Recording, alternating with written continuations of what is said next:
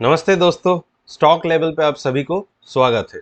तो दोस्तों आज का वीडियो थोड़ा इंटरेस्टिंग होने जा रहा है क्योंकि आज हम लोग स्टॉक डिस्कस करने के साथ साथ थोड़ा जियो पॉलिटिक्स के बारे में भी डिस्कस करेंगे।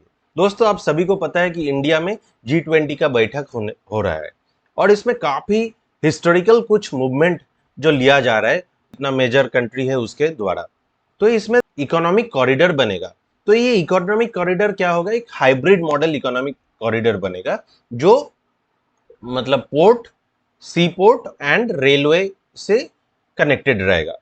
तो इंडिया इसमें कौन कौन पार्टिसिपेट कर रहा है? India, gulf country, UAE, Saudi Arabia. Saudi Arab का बगल में जो पोर्ट है वहां से डायरेक्ट ये चला जाएगा, फिर से सी पोर्ट के द्वारा कंटेनर में यूरोप में घुस जाएगा। और से ज्यादा बेनिफिशियल कौन रहेगा इस कॉरिडोर में? देखिए, यूएस ने इस चीज को फाइनेंस करेगा। क्यों?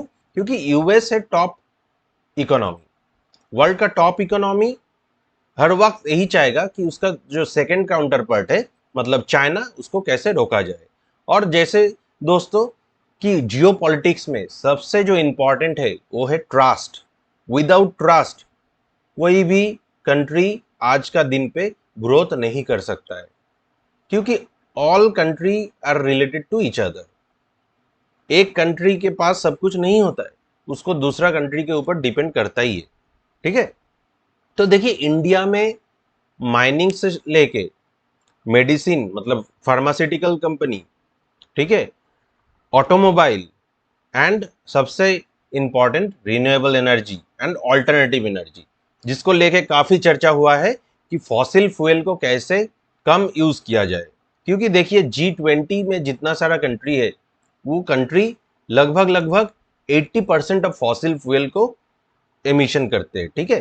तो ये जो कंट्री है ये डिस्कस किए कैसे वो एमिशन कम किया जाए ताकि जो एनवायरमेंटल इफेक्ट है उसको सुधार सकते हैं।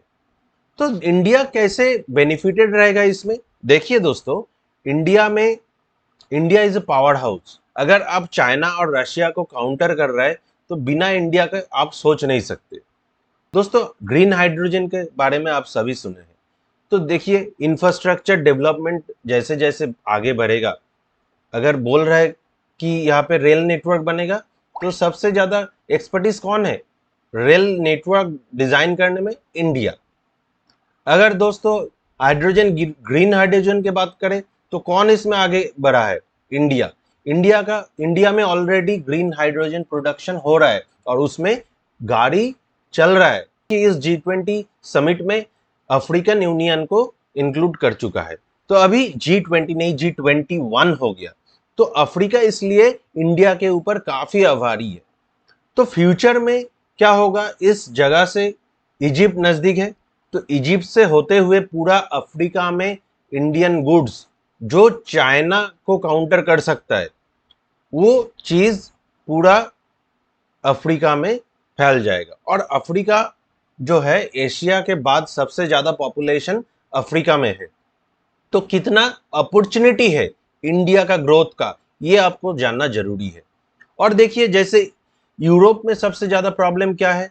यूरोप में सबसे ज्यादा प्रॉब्लम है एनर्जी, क्योंकि यूरोप एनर्जी के लिए टोटली डिपेंड करता था अरब एंड सबसे ज्यादा वो नेचुरल गैस के लिए, क्योंकि यूरोप में ठंडा बहुत गिरता है। तो नेचुरल गैस जो है वो बहुत इंपॉर्टेंट है। तो नेचुरल गैस के लिए किसके ऊपर डिपेंड करता था? रशिया। एंड रशिया को सब एक साइड में कर दे रहा है। तो इसके लिए यूरोप में जो रिसेशन चल रहा है, यूरोप का जो इकोनॉमी का हालत खराब है, सबसे बड़ा कारण है उसका एनर्जी। तो देखिए, आज अगर इंडिया एनर्जी का पावर हाउस बन सकता है, इसका wind power, hydro power, green hydrogen, हाँ, तो ये अगर हो जाए, ये कॉरिडोर अगर हो जाए एक बार, तो यूरोप को सबसे ज्यादा बेनिफिट मिलेगा कि उसको एनर्जी सप्लाई कर पाएगा इंडिया। और ये इंडिया के लिए एक हिस्टोरिकल मूवमेंट हो सकता है, क्योंकि अभी अगर देखा जाए तो सबसे अमीर कौन है? जो जिसके पास एनर्जी है। तो ऑयल गैस रिसोर्स जिसके पास है वो सबसे ज्यादा अमीर है। तो ये निर्णय ले चुका है G20 समिट में, ये इंडिया के लिए बहुत ही अच्छा एक हिस्टोरिकल ग्रोथ अपॉर्चुनिटी है। अब हम लोग डिस्कस करते हैं कि इसी चीज में कौन सा स्टॉक जो फ्यूचर में हम बेनिफिट मिल सकता है। देखिए दोस्तों, इंफ्रास्ट्रक्चर का बात हो रहा है तो पहला जो कंपनी सिर्फ इंडिया में नहीं पूरा वर्ल्ड में, इवन अरब एमिरेट्स मतलब पूरा गल्फ कंट्री में अगर कोई अच्छा इंफ्रास्ट्रक्चर डेवलपमेंट कंपनी है तो है L&T, यस, लार्सन एंड टर्ब्रो। तो में ऑटोमेटिकली फ्यूचर में ग्रोथ हम लोग देख सकते हैं। इंफ्रास्ट्रक्चर डेवलपमेंट जो भी करते हैं, जैसे हम लोग रिलायंस हो गया, देखिए रिलायंस का भी बहुत बड़ा प्रोजेक्ट होने जा रहा है क्योंकि रिलायंस रिन्यूएबल सेक्टर में काफी काम कर रहा है। इसके बाद अगर चर्चा करें तो एमटार टेक्नोलॉजी क्या करते, ये बेसिकली ग्रीन एनर्जी के ऊपर काम करते हैं और साथ ही साथ ग्रीन हाइड्रोजन का जो रॉ मटेरियल्स है, ग्रीन हाइड्रोजन प्रोड्यूस करने के लिए जो रॉ मटेरियल यूज होता है, न्यूक्लियर पावर का जो प्लांट है, इसमें ये मटेरियल सप्लाई करते हैं। बहुत हाई कॉम्प्लेक्स प्रिसिशन इंजीनियरिंग इसके पास है, तो ये एमटर टेक्नोलॉजी भी बहुत इंपॉर्टेंट एक स्टॉक माना जा रहा है। और दोस्तों, अब सभी को पता है कि ये जियोपॉलिटिक्स जितना स्ट्रांग इंडिया होगा या भारत होगा, उतना ही डिफेंस सेक्टर, इंडिया का डिफेंस सेक्टर बढ़ सकता है। तो डिफेंस सेक्टर में कौन सा स्टॉक है? हेल सबसे अच्छा डिफेंस सेक्टर का स्टॉक माना जा रहा है क्योंकि इसके पास काफी पोटेंशियल है। और अगर देखा जाए तो रेलवे स्टॉक्स, जितना सारा रेलवे स्टॉक्स है फ्रॉम इंफ्रास्ट्रक्चर टू फाइनेंस, सब इस प्रोजेक्ट से काफी अच्छा मिल सकता है।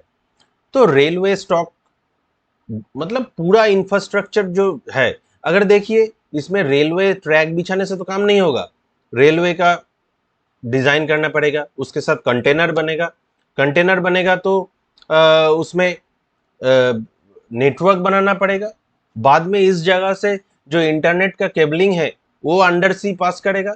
तो काफी अच्छा, मतलब टेक्नोलॉजिकल अगर देखें तो मेक इन इंडिया इनिशिएटिव को इस प्रोजेक्ट में यूज कर सकता है। और साथ ही साथ इसमें चाइना का कोई भी इंपॉर्टेंस नहीं रहेगा। तो चाइना का इंपॉर्टेंस नहीं रहेगा मतलब इसमें चाइनीज मैन्युफैक्चरिंग मतलब made in China product use नहीं होगा, क्योंकि चाइना को काउंटर करने के लिए ये प्रोजेक्ट बनाया गया है, इसमें चाइना को इंक्लूड ही नहीं किया है। तो देखिए दोस्तों, चाइना जो इनिशिएटिव ले रहा था कि जो उसका जो इकोनॉमिक कॉरिडोर है, one belt one road initiative, वो पाकिस्तान से जुड़ा हुआ है। और अगर देखा जाए तो पाकिस्तान, सीरिया, इराक, ये सब कंट्री में पॉलिटिकल इंस्टेबिलिटी के कारण उसमें प्रोजेक्ट जो सक्सेसफुल होना बहुत मुश्किल है। ठीक है, तो इसलिए हम बाय रोड इस प्रोजेक्ट को नहीं कर सकता है क्योंकि बीच में पाकिस्तान है। अगर पाकिस्तान इंडिया का या वर्ल्ड का ट्रस्टेबल कंट्री होता तो ये कॉरिडोर पाकिस्तान में होते हुए जाता, लेकिन क्या अफसोस के बात है कि ये प्रोजेक्ट में पाकिस्तान को शामिल हम लोग नहीं कर पाएंगे। लेकिन एक दोस्तों, इससे बेनिफिट होगा जितना सारा साउथ एशियन कंट्री है, जैसे बांग्लादेश हो गया, नेपाल हो गया, भूटान हो गया, म्यांमार हो गया, थाईलैंड हो गया, जितना सारा साउथ एशियन कंट्री है, श्रीलंका हो गया, सबको इस कॉरिडोर से बेनिफिट मिलेगा ही मिलेगा। क्योंकि जितना ट्रेड होगा, जितना वॉल्यूम में ट्रेड होगा, उतना चीज आसान से मिलेगा और चीज सस्ता भी होगा। तो इसलिए दोस्तों, जितना ट्रेड बढ़ेगा, जितना एक्सपोर्ट बढ़ेगा इंडिया का, उतना प्रॉफिट, इतना ग्रोथ भी बढ़ेगा। क्योंकि दोस्तों, हम लोगों को पता है कि ट्रेड डेफिसिट जितना कम होगा उतना अच्छा है। तो अभी इंडिया इंपोर्ट ज्यादा करता है, एक्सपोर्ट उस हिसाब से कम करता है, लेकिन धीरे धीरे इंडिया भी ट्रेड डेफिसिट को घटा रहा है। तो फ्यूचर में अगर ये कॉरिडोर बन जाए तो इंडिया का जो ट्रेड डेफिसिट वो और घट जाएगा, और हो सकता है फ्यूचर में इंडिया का जो ग्रोथ पोटेंशियल है, इंडिया का जो प्रोडक्टिविटी है, वो जो इंपोर्ट को क्रॉस करके एक्सपोर्ट ज़्यादा करेगा, तो इंडिया का डेवलपमेंट सबसे ऊंचा रहेगा। इसलिए ये जो कॉरिडोर है, ये एक हिस्टोरिकल एक बोल सकते हैं कि डील हो चुका है ऑलरेडी, और इसको काफ़ी मेहनत से, काफ़ी जल्दबाजी में इसको काम शुरू होगा, क्योंकि चाइना को काउंटर करना बहुत ज़रूरी है। ये सिर्फ अमेरिका के लिए नहीं, इंडिया के लिए भी ज़रूरी है। तो दोनों दिग्गज बड़ा कंट्री, इसमें यूके भी शामिल है, क्योंकि देखिए चाइना के साथ रशिया का बहुत बड़ा ट्रेड चलता है। तो चाइना को काउंटर करना मतलब इनडायरेक्टली रशिया को भी काउंटर करना। तो इसलिए दोस्तों, पूरा अगर जियो पॉलिटिक्स को नहीं समझ में आएगा तो इस चीज से कैसे हम स्टॉक पिक करेंगे, वो डिसीजन हम नहीं ले पाएंगे। तो दोस्तों, इस वीडियो से अगर आपको कुछ भी वैल्यू ऐड हुआ तो जरूर सब्सक्राइब करिएगा और लाइक कमेंट शेयर करके सपोर्ट जरूर करिएगा। नमस्ते।